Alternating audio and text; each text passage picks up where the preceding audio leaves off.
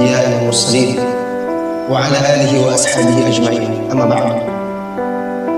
Saudara-saudari kaum muslimin dan muslimat yang semoga senantiasa dirahmati dan diberkahi oleh Allah Tabaraka wa Ta'ala. Hidup di dunia seringkali kita melakukan perjalanan, berkendara, berpindah dari satu kota ke kota lain, mengarungi lautan, dari satu negeri berpindah ke negeri yang lain, terbang di angkasa bersama pesawat menuju tempat-tempat yang kita cari. Setiap kita melakukan perjalanan dalam kehidupan ini, selalu ada harapan di hati kita untuk kembali ke kampung halaman, berkumpul dengan keluarga, anak, istri, karib kerabat, sahabat dan handai taulan. Tetapi pernahkah terpikir oleh wahai saudara,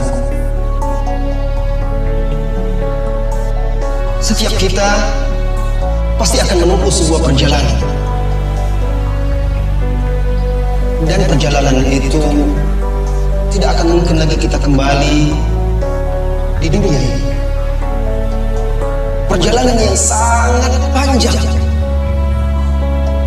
tanpa ditemani oleh anak, istri, orang tua, karib kerabat dan sahabat dekat. Perjalanan yang sangat jauh dan tidak akan kembali lagi ke dunia, membawa bekal yang sedikit. Perjalanan tersebut, wahai saudaraku, adalah perjalanan kematian, perjalanan menuju kampung akhirat, dan itu sebuah kepastian. Kullu nafsin dha'iqatul maut. Setiap yang bernyawa, setiap yang hidup, semuanya pasti akan merasakan mati. Semua makhluk fana, tinggallah yang kekal dan abadi. Allah Tabaraka wa Ta'ala, kullu man 'alaiha fan wa yabqa wajhu rabbika dzul jalali wal ikram. Saat perjalanan panjang tersebut akan dimulai, manusia mulai menyadari bahwa dia akan menempuh perjalanan yang tidak mungkin lagi baginya untuk kembali. Ketika itu dia berharap, berangan, tetapi angan-angan sebatas angan-angan, harapan yang tidak akan terwujud. Allah Tabaraka wa Ta'ala menceritakan kondisi orang-orang yang selama ini disibukkan oleh perjalanan dunia, lupa perjalanan yang jauh ini menuju akhirat. Ketika perjalanannya akan dimulai menuju akhirat, apa kata Allah Tabaraka wa Ta'ala? Hatta idza jaa ahadahumul maut qala rabbi irji'uni la'alli a'malu salihan fima tarakt. Sehingga apabila kematian datang kepada salah seorang mereka,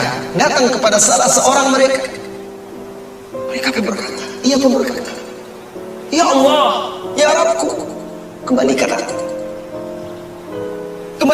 ke dunia. Untuk apa, wahai saudara? Apakah dia berharap kembali berkumpul dengan anak istrinya? Apakah dia berharap kembali untuk menduduki jabatannya di dunia? Apakah dia berharap kembali agar bisa dikerumuni oleh pengikut-pengikutnya yang dianggapnya setia? Tidak. Dia berharap kembali, dia ingin kembali ke dunia untuk bisa beramal saleh, sujud kepada Allah Tabaraka wa Ta'ala. Rabbi irji'uni, wahai Rabbku, kembalikan aku, la'alli a'malu salihah, mudah-mudahan aku bisa kembali mengulang amal soleh, mengerjakan amal soleh yang dahulu aku tinggalkan. Fima tarakt, kalla, tidak mungkin itu, kata Allah Tabaraka wa Ta'ala. Innaha kalimatun wa qailuha, itu hanyalah ucapan, kata-kata yang dia ucapkan, sekedar kata-kata, sekedar angan-angan, sekedar impian. Itu tidak mungkin terwujud lagi. Wa min waraihim barzakhun ila yaumil ba'ts. di belakang mereka ada tabir sampai hari berbangkit. Mereka ingin kembali ke dunia untuk beribadah kepada Allah Taala. Tapi itu tidak mungkin lagi. Dulu di dunia dia diberi kesempatan oleh Allah Taala untuk kembali dari kelalaian, kembali dari kelengahan, kembali dari kekufuran kepada keimanan, kembali dari kesesatan kepada jalan yang lurus, kembali dari kebatilan kepada kebenaran, kembali dari kelalaian menuju ketaatan. Diberi kesempatan, tetapi dia tidak kunjung sadar, tidak kunjung bangun dari tidur panjangnya kelalaian ke dunia. Akhirnya yang tinggal hanyalah penyesalan. Perjalanan panjang ini, wahai saudaraku, yang diawali dengan kematian, kemudian dilanjutkan di alam barzakh, setelah itu dibangkitkan kelak di yaumul qiyamah, dikumpulkan di yaumil mahsyar, dan kelak akan berakhir di sorga atau neraka. Beruntunglah orang-orang yang ketika di dunia berjuang menundukkan hawa nafsunya agar bisa tunduk dan patuh kepada Allah Taala, beriman kepada Allah, beriman kepada Rasulullah SAW, menempuh jalan yang lurus, beramal soleh, berpegang teguh hingga akhir hayatnya. Merugi orang-orang yang dahulu kufur terhadap Allah Taala, menjadikan tandingan-tandingan, menyekutukan Allah Taala dengan makhluk-makhluknya. Merugi orang-orang yang dahulu tidak menjadikan Rasulullah SAW sebagai suri tauladan, tidak mengikuti jalannya, menempuh jalan-jalan yang menyimpang dari jalannya. Ketika itu orang-orang yang zalim, orang-orang yang kafir, orang-orang yang sesat, orang-orang yang durhaka, mereka semuanya menggigit tangannya, kedua tangannya. Wa yauma ya'uddu adh-dhalimu 'ala yadayhi, bukan lagi menyesal menggigit satu jari, wahai saudaraku, menggigit dua tangan saking menyesalnya karena dahulu tidak beriman dan tidak bertakwa, tidak beramal soleh, tidak mengikuti Rasulullah SAW. Wa yauma ya'uddu adh-dhalimu 'ala yadayhi wa yaqulu ya laitani ittakhadhtu ma'a ar-rasuli sabila. Ketika itu mereka menyesal dan berkata, andai saja dahulu ketika di dunia aku menempuh jalan bersama Rasulullah SAW. Tetapi tinggallah itu hanya angan-angan, impian yang sirna ketika mereka dicampakkan ke dalam api neraka.